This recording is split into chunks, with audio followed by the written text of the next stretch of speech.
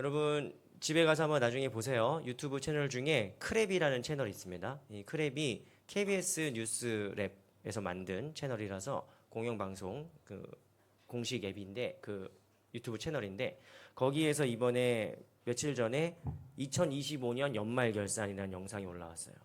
2025년에 있었던 일들을 10분 동안 쫙 정리해가지고 이제 하는 영상이었습니다.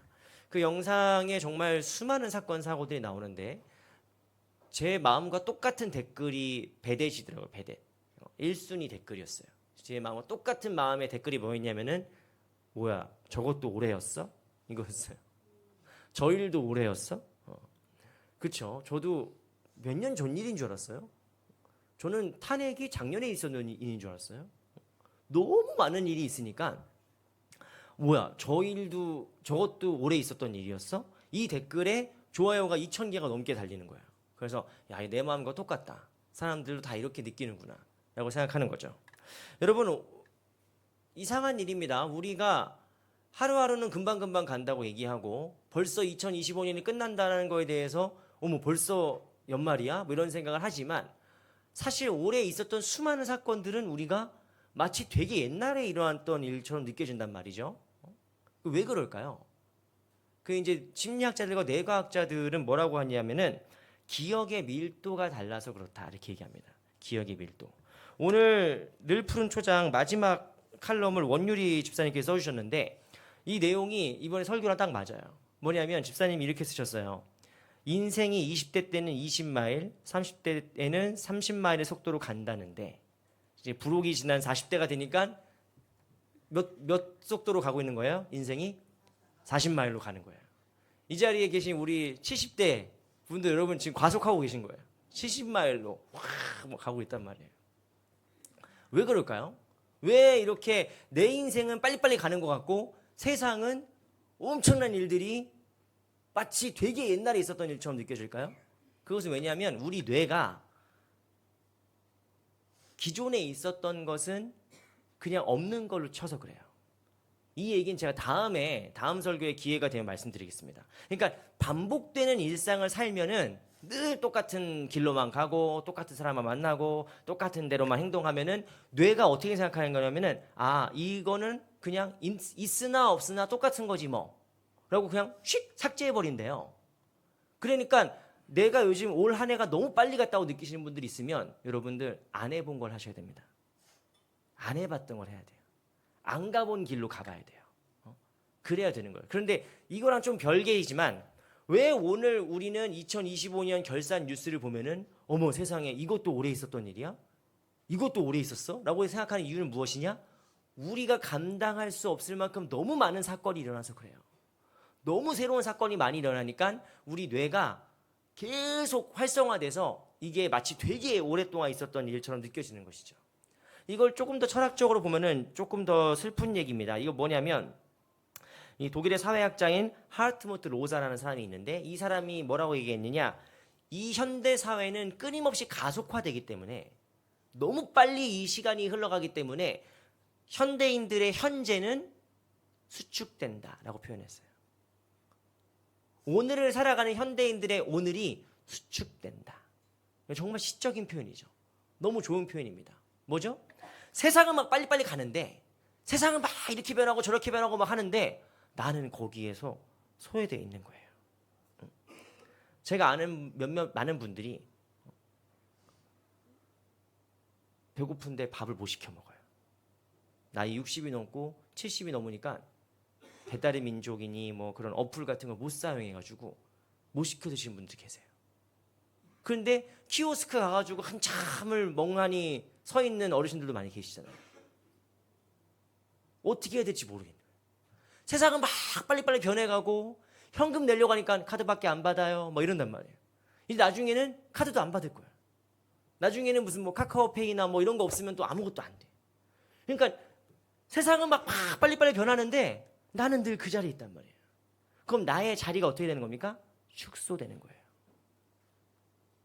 내가 서 있는 자리가 축소돼요.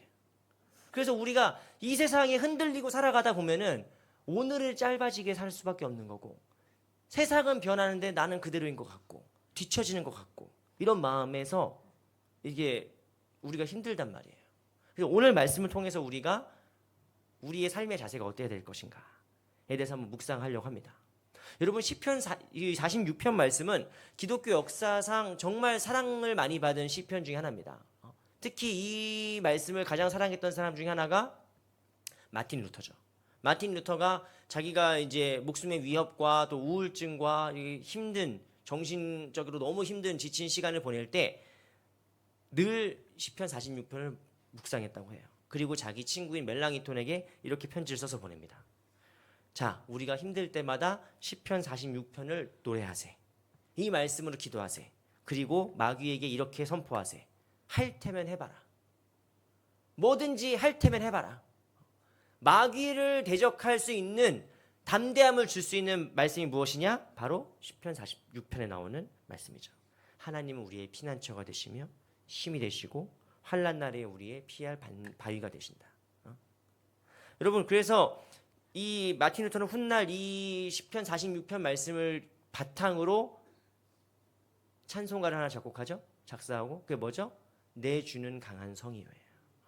내 주는 강한 성이요. 이 찬송이 바로 오늘 우리가 읽은 시편 46편에 나오는 겁니다.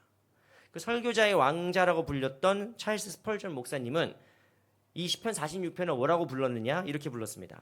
이 시편에는 겁쟁이의 모습이 전혀 없다. 여기에는 오직 담대한 확신만이 있다. 세상이 뒤집어지는 소용돌이 속에서도 성도는 셀라를 외치며 하나님을 묵상할 수 있다. 이렇게 가르쳤어요. 셀라가 뭔 뜻이냐? 제가 한 2달 전에 설교했습니다. Stop and thinking of that. 그러니까 이 시는 많은 사람들에게 위로를 주고 용기를 주고 담대함을 주는 시란 말이에요. 근데 우리가 이 말씀을 볼 때 이 말씀이 결코 꽃밭에서 쓰여진 말씀이 아니라는 걸 깨달아야 돼요. 이 시를 고백하고 이 시로 기도했던 성도들이 결코 그냥 아무것도 뭐 흔들림이 없고 다 풍족한 상태에서 이렇게 노래하는 게 아니라는 걸 우리가 깨달아야 돼요. 왜냐? 2절과 3절 말씀 보시면 뭐라고 써 있습니까? 땅이 변하고 산이 흔들려 바다 가운데 빠진다. 이렇게 써 있어요. 시적인 표현 같죠? 이거를 우리말로 번역하면 뭐가 됩니까? 지진과 쓰나미입니다. 땅이 흔들리고 바다가 빠지는 거예요. 뭐예요? 지진과 쓰나미예요. 그리고 6절 말씀 뭐라고 써 있습니까? 문 나라가 떠들며 왕국이 흔들렸더니 라고 써 있어요. 근데 여러분 여기에서 바다가 빠지고 산이 흔들리고 할 때 이 흔들리고와 문 나라가 떠든다 할 때 이 떠든다는 동사가 같아요. 이 동사가 뭐냐면 히브리어로 하마라고 합니다. 하마. 우리말 하마라는 동물도 있지만 그 하마보다 이거는 히브리어 발음으로 굳이 네이티브 스피커처럼 읽으면 이렇게 읽어야 돼요. 하마 이렇게 읽어야 돼요. 하마 이렇게 읽습니다. 이 뭔 소리 같으세요? 하마가 탄식도 좋고 이 말의 원래 뜻은 무엇이냐면은 으르렁거린다는 뜻이에요. 첫 번째 뜻은 짐승이 으르렁거린다. 이거 의성어라고 하거든요. 의성어. 하마. 그러니까 이 단어 자체가 어떤 의미가 있다기보다는 의성어예요. 이 의성어가 어디서 나오느냐? 첫 번째 짐승이 으르렁거릴 때. 두 번째 군중들이 웅성웅성 시끄러울 때예요. 산이 시끄럽고 나라들이 시끄럽다. 이게 뭔 뜻입니까? 첫 번째, 산이 흔들리고 땅이 뒤집히고 바다가 빠지고 이렇게 막 흔들리는 거 뭐예요? 자연재해가 으르렁거리는 거예요. 자연재해를 말하는 거예요. 우리 앞에 자연재해가 있는 거예요. 여러분 2025년에 얼마나 많은 자연재해가 있었는 줄 아십니까? 미국 텍사스에서 미국 역대 최악의 그 산불이 일어났어요. 산불이 막 다 태워버려. LA인가요? LA. 아무튼 산불이 엄청나게 났고 우리나라도 3월 달에 경북 의성과 경남 산청 일대에 전국적으로 산불이 말도 안 되게 지금까지 전국에서 역대 최악의 산불이 있었어요. 그리고 몇 달 뒤에 홍수가 있었어요. 충남에 200년 만에 홍수가 일어나요. 유럽에서는 더워가지고 사람들이 폭염으로 쪄 죽어요. 폭염으로 타 죽어. 근데 동남아에서는 쓰나미가 와가지고 또 사람들이 또 죽어요. 지진이 벌어져요. 이상 기후 때문에 자연은 더 이상 우리에게 그냥 아름답고 편안한 곳이 아닙니다. 언제 무슨 일이 있을지 모를 으르렁거리는, 마치 무서운 셰퍼드 개가 우리를 향해서 하는 것처럼 자연이 이제 우리에게 무서운 거예요. 땅이 흔들리고 바다가 빠지고 산들이 요동하는 그런 시기를 살고 있단 말이에요. 근데 두 번째, 문 나라가 떠들며, 이 문 나라들이 떠든다고 할 때도 하마라는 동사를 씁니다. 이 하마라는 동사가 뭐죠? 나라들이 떠든다? 뭡니까? 정쟁이죠, 정쟁. 제가 아까 말씀드린 그 동영상의 댓글에 배댓이 뭐야, 저것도 오래 있었던 일이야? 라는 댓글이 배댓이고, 나는 또 내 마음과 똑같은 두 번째 댓글이 하나가 있었어요. 그게 뭐냐면은 기술과 사회는 발전했지만 정치는 퇴보한 한 해였다는 거예요. 여러분, 지금 제가 정치적인 색깔을 말씀드리려는 게 아니라 어떻게 가면 갈수록 정치가 서로 으르렁거려요. 생각이 다르고 정책이 다르고 입장이 다를 수 있는데, 이제는 다름이 타협하고 대화하고 협력하려는 게 아니라 그냥 쟤를 없애버려야 되는 거예요. 상대를 인정하지 못하고 상대를 잡아먹으려고 하는 게 비단 우리나라만의 일이 아닙니다. 전 세계가 그래, 전 세계가. 서로가 서로를 잡아먹으려고 으르렁거려, 으르렁. 그래서 이 하마라는 동사를 영어로는 뭐라고 번역하느냐? 노이즈라고 번역합니다. 노이즈. 노이즈예요. 여러분, 시편 46편에 살아가는 이 성도들은, 그리고 2025년을 살아갔고 2026년을 앞두고 살아갈 우리들은 지금 어떤 상태에 놓여 있습니까? 으르렁거리는 상태에 놓여 있는 거예요. 첫 번째, 자연재해의 위험. 두 번째, 나라들의 으르렁거림. 정치적인 어떤 불안. 이런 거죠. 늘 불안 속에 있어요. 늘. 그때 우리가 불안하다고 뉴스를 계속 보잖아요. 그러면은 계속 불안해져요. 자, 여러분, 목회자로서 여러분에게 제가 임상적인 그 지침을 드리자면, 하루에 뉴스는 길어야 1시간 보는 겁니다. 길어야 1시간. 왜냐하면 뉴스를 너무 많이 보는 분들은, 어떤 분들은 막 이렇게 분노가 막 너무 많아. 상대에 대한 분노가 막 찾아오는 분들이 있고, 어떤 분들은 왜? 이게 결국 소음이에요. 세상 도는 건 나는 모르겠다, 나는 그냥 공자왈 맹자왈 그냥 성경책이나 읽을랜다, 이러라는 뜻이 아니라 세상 돌아가는 건 당연히 우리가 알아야죠. 그런데 너무 거기에 시선을 뺏기면, 소음에 너무 시선을 뺏기면 우리 마음이 심란해져요. 우리가 뭘 들어야 되느냐? 6절 후반절 말씀 보시면 6절 후반절 뭐라고 써 있습니까? 문 나라가 떠들며 왕국이 흔들렸더니 그가, 여기서 그는 하나님이에요. 하나님이 소리를 내심에 땅이 녹았도다. 자, 나라들은 으르렁거립니다. 나라들은 노이즈를 일으켜요. 그런데 하나님은 뭘 하십니까? 소리를 내세요. 하나님이 소리를 내시는 것을 히브리어로 뭐라고 하냐? 콜이라고 합니다. 콜. 오늘 되게 쉬운 단어들이죠. 잊혀지지 않는 단어죠. 하나님은 콜이라고 하세요. 여러분, 하나님은 말씀하십니다. 말씀. 세상은 노이즈를 만들고 하나님은 말씀하시는 거예요. 근데 하나님 말씀은, 여러분, 많은 말을 하지 않으세요. 하나님은 그냥 한 말씀 하십니다. 빛이 있으라. 그럼 빛이 있는 거예요. 내 믿음대로 될지어다 하면 내 믿음대로 되는 거예요. 그냥. 여러분, 우리 인생에 사실 필요한 하나님 말씀은 한 말씀이에요. 오늘 설교 때 여러분이 딱 마음속에 가지고 갈 말씀은 딱 그 한 말씀이에요. 그 한 말씀을 들리면 이건 소음과 달라요. 소음은 1시간을 듣든 2시간을 듣든 그냥 남는 게 하나도 없습니다. 그게 소음이에요. 근데 하나님의 목소리는 뭐예요? 그 목소리가 우리를 변화시키는 거란 말이에요. 그 목소리가 창조의 힘을 갖고 있는 말씀이란 말이에요. 그래서 그 말씀이 들리면 어떻게 된다? 땅이 녹아버린다. 그 땅이 방금 전까지 뭐하고 있었어요? 서로 하마, 웅성거리고 으르렁거리고 문제가 해결되지 않고 계속 문제가, 갈등이 고조되고 있는 상태인데 하나님이 목소리를 내시니까 그 문제 자체가 사라지게 되는 거예요. 여러분, 이 하나님의 말씀의 능력이에요. 여러분, 하나님의 능력은 뭡니까? 말씀의 능력은 뭐예요? 우리는 하나님 1억 주세요. 그럼 하나님이 1억 딱 줄 줄 알아요. 하나님 뭐 우리 아들 좋은 대학 가게 해주세요. 기도하면 좋은 대학 갈 줄 알아요. 그게 응답이라고 생각해요. 근데 하나님의 진짜 역사는 뭔지 아세요? 문제 자체가 문제가 아닌 게 돼버려요. 내 아들 서울대 안 나와도 훌륭한 애로 만들어버릴 수 있어요. 성적이 모든 거라고 얘기하는 세상 속에서 그거 아무것도 아니야. 돈 그거 아무것도 아니야. 하나님께서는 문제 자체를 사라지게 만들 수 있단 말이에요. 땅이 녹아버려요. 그래서 여러분 그 한 말씀 마음속에 담는 겁니다. 목회자는 지금 뭐 하고 있는 겁니까? 제가 설교 시간에 제가 이렇게 많은 말을 하는 이유는 뭐냐? 사실 삽질하고 있는 거거든요. 여러분의 딱딱하게 굳은 땅을 계속 삽질하고 있는 거예요. 그래가지고 여러분 마음속에서 연결돼야 돼. 제가 드라마 얘기를 하건 뭐 사회적인 사건 사고 얘기를 하건 책 얘기를 하건 뭐 이런 얘기를 하면서 제가 하려는 건 뭐예요? 제 설교 시간은 여러분의 딱딱하게 굳은 마음을 삽으로 계속 이렇게 퍼내는 작업이에요. 그래서 저 얘기가 내 얘기네? 저 문제가 내 문제네? 라고 마음이 탁 맞아졌을 때 하나님 말씀을 하나 톡 던지는 거예요.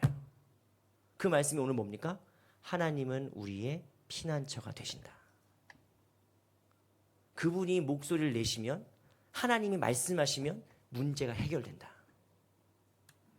그 말씀 한마디가 여러분 심령 가운데 심겨지게 하기 위해서 목회자는 계속 예화도 들고 얘기도 하고 막 소리도 지르고 막 이렇게 조용히 얘기도 하고 막 이러면서 여러분 말씀이 심겨지게 하는 거예요.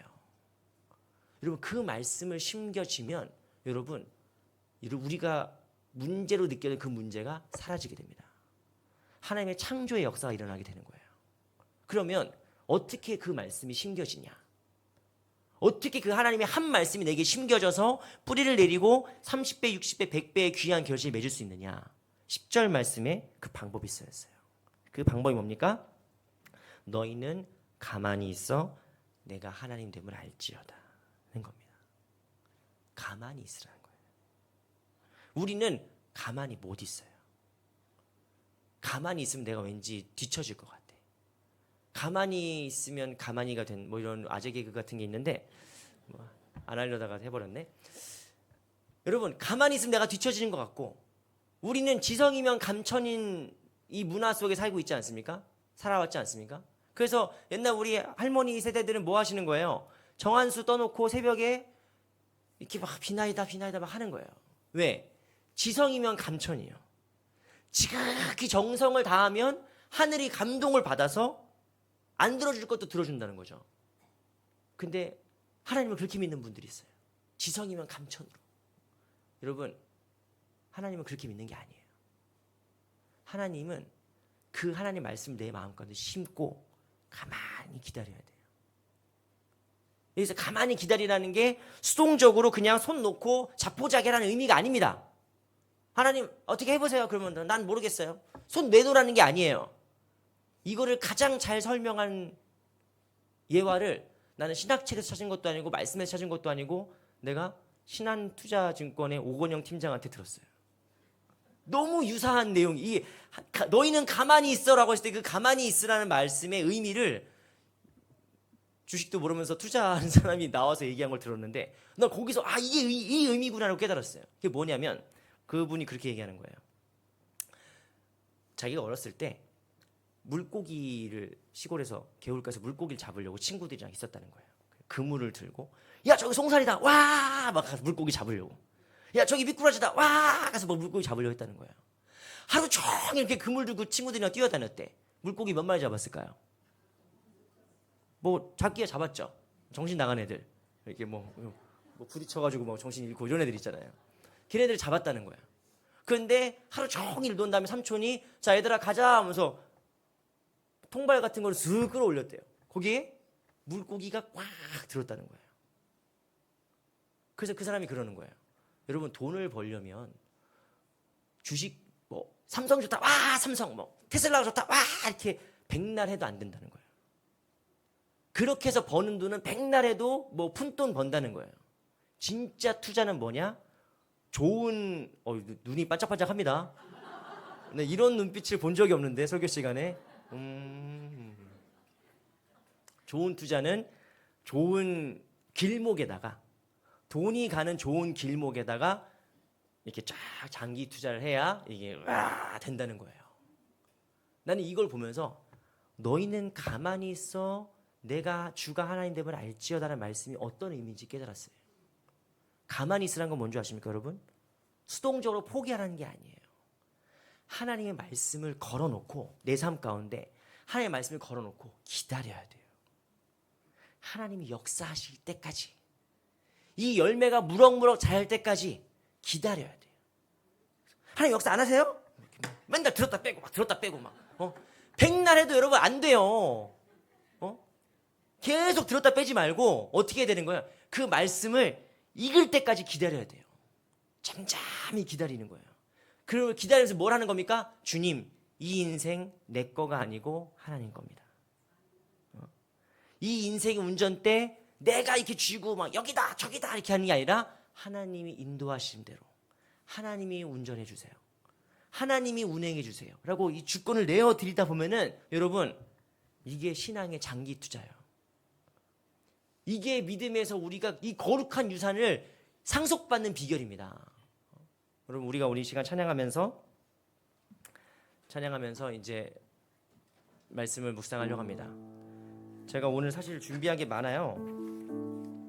제가 여러분 집에 가면서 가지고 가세요. 원래 오늘 나눠드리려고 했어요. 제가 이 종이를 만들어서 이게 신문사처럼 기빙 타임스 해가지고 드림의 신문.